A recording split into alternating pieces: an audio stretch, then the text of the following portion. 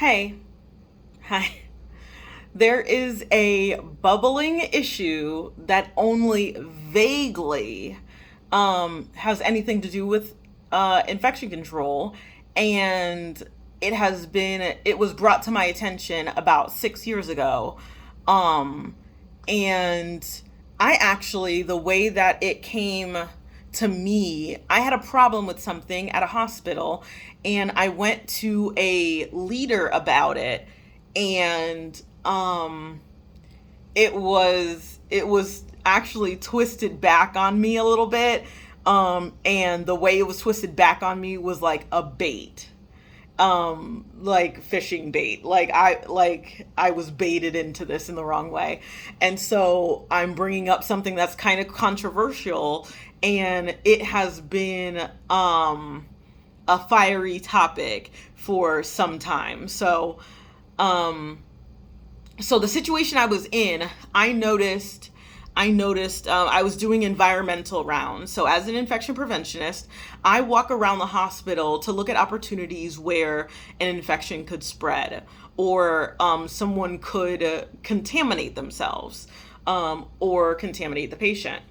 And so I see a healthcare provider. I'm not entirely sure what this person was, and at this point, it doesn't really matter.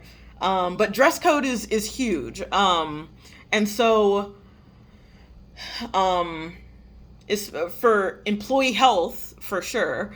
But the person had very long hair, and their hair was falling onto the person. So as you can see, I have long-ish length hair, medium length hair, I guess. But the person's hair was past their butt. It was very, very long. So long that the activity that they were doing, their hair was actually going on to the patient, and the patient was actually quite sick. And so I went to the leader and said, um, uh, for one thing, it was really a systemic problem because it wasn't just the problem of that healthcare worker. It really was a dress code policy that problem that we had with a number of workers. And so I was wondering how we were fixing that issue when it came to hair with a number of workers that had hair interrupting their infection control duties, I guess. And so the person came to me, and I actually purposefully did not tell them who the person was because I didn't want to necessarily get the person in trouble. I said, this is bigger than that one person. I'm not going to tell her to go chop her hair off. That wasn't the point. I was saying, what are we doing about the dress code? You know what I mean? And the person said, I'm the leader, said, Vivian, I'm so glad you brought this up because this has been on my mind. What do you feel about like wigs and hair pieces and like, extensions and stuff like that? And I said, um, well, I have no feelings about those. I'm actually talking about natural hair that is draping on patients. I have no feelings about extensions. I have no feelings about any of that. Like that wigs, I don't care. Like I don't care about extensions. I don't care about any of that. I'm talking about someone's hair, nails, whatever. I mean nails. Someone's hair, even if it was their coat, and it was too big, and it was draping on someone extra, their wounds, their dressings, their surgical site, their what are we doing? Like we need to do that. But the fact that she brought up an extra link that had a cultural connotation, it was interesting. And so I said, "Oh, okay." So the fact that this she felt like there was an infection control risk to a particular group of hair practices, not necessarily. So she didn't hear what I said. She felt like I said what she was already thinking, and I said, no, I feel like our hair in their body is not good.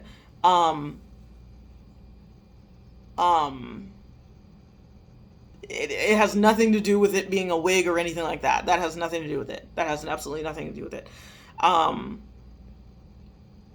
There are studies, and I'll add those studies to this link. There is very little evidence that hair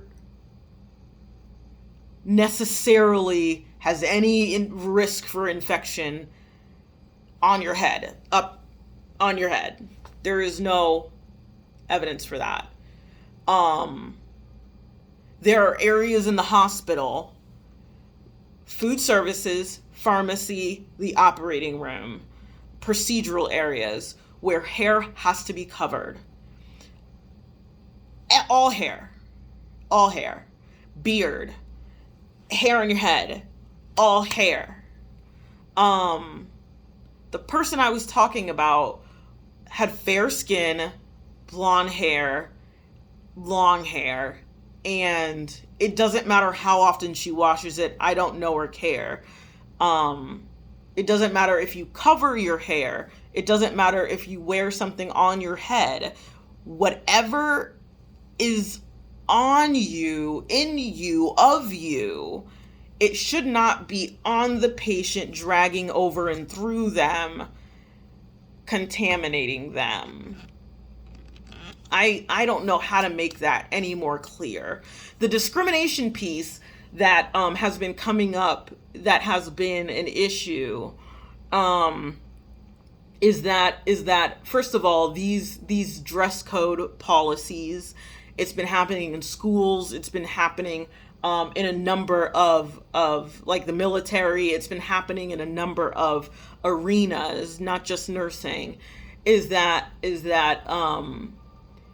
some schools have been saying that they don't like braids, and so a female would have to not wear braids, can't have dreads or anything like that, and yet another female could have a braid.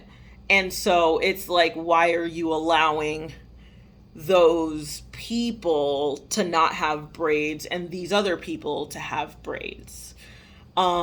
There's certain people that are supposed to dress modestly, and other people can just wear a tank top.